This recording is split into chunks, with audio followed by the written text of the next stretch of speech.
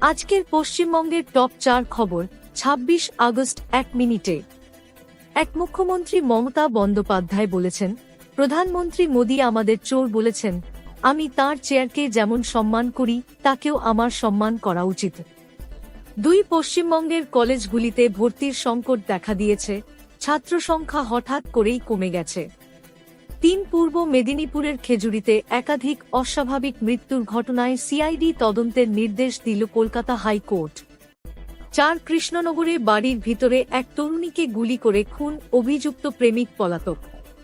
আজকের বাস্তু টিপস, ঘরোয়া মন্দিরের জন্য disclaimer, this is for educational purpose only.